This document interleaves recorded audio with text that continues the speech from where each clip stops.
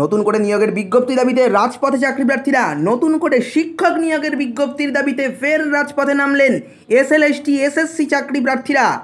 নতুন যাতে এসএলএসটি নতুন নোটিফিকেশন বের হয় তার জন্য আমাদের নতুন কালীঘাট অভিযান এবং 11, 12, 9, 10 গ্রুপ সি গ্রুপ ডি নতুন এসএসসি যাতে ভোটের আগে মানে নোটিফিকেশন বের করে তাদের এটা আমাদের অভিযান।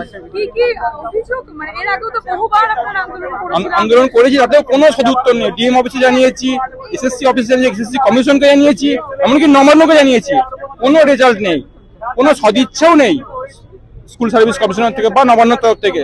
নতুন যে শিক্ষক, স্কুলের শিক্ষক নেই, স্কুলের শিক্ষা উঠে যাচ্ছে, আপনার কোনো রকম কোনো শুধুমাত্র মানে ভাতার এই গরমের মধ্যে আমাদেরকে আসতে হচ্ছে।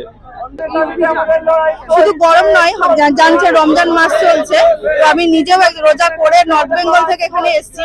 অ্যাকচুয়াল এই অস্তিত্ব লড়াইয়ের তাগিদ যেখানে আসতেই হয়।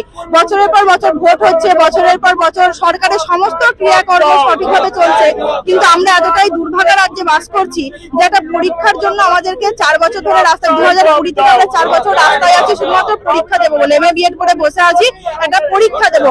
8 বছর হয়ে গেল, দীর্ঘ 8 বছর কোনো এসএসসি এসএলএসটি নতুন নোটিফিকেশন বেরোয়নি বা করা হয়নি। আজ আমাদের মাননীয়ার কাছে যাবো, আমাদের এখান থেকে মিছিল করে কালীঘাটের উদ্দেশ্যে যাবো, মাননীয়াকে আমাদের দাবিগুলো জানাবো। মুখ্যমন্ত্রী তো কোনোদিনই থাকেন না, যদি তার কিছু ভরসা হয় বা কোনো হাল হয় মুখ্যমন্ত্রীর কাছে যাওয়ার পরে কোনোদিনই কোনো হাল হয় না। আর হাল হয় না বলে আজ আমাদের এই তাপমাত্রার মধ্যে তো শক করে আসে না, এই তাপমাত্রার মধ্যে সবাই চাই এসি ঘরে বসে থাকতে, কিন্তু মাননীয় বা তাদের আমলা মন্ত্রীদের মতো আমরা ঠান্ডা ঘরে নিশ্চিন্তে বসে থাকতে পারছি না। কারণ আমাদের পেটের লড়াই, আমাদের অস্তিত্বের লড়াই। আমরা শিক্ষিত হয়েছি পরীক্ষা দিয়ে চাকরি করব বলে, বাবা মায়ের স্বপ্ন পূরণ করবো বলে, সেই অস্তিত্ব লড়াইয়ের জন্য। যতীন দাস পার্ক মেট্রোর 4 নম্বর গেটের সামনে থেকে তারা কালীঘাটের উদ্দেশ্যে অভিযান শুরু করে। চাকরি প্রার্থীদের দাবি, 8 বছর ধরে অপেক্ষা করছেন তারা, নতুন করে বিজ্ঞপ্তি চান আন্দোলনকারীরা। চাকরি প্রার্থীদের কর্মসূচি শুরুর আগেই বাধা দেয় পুলিশ।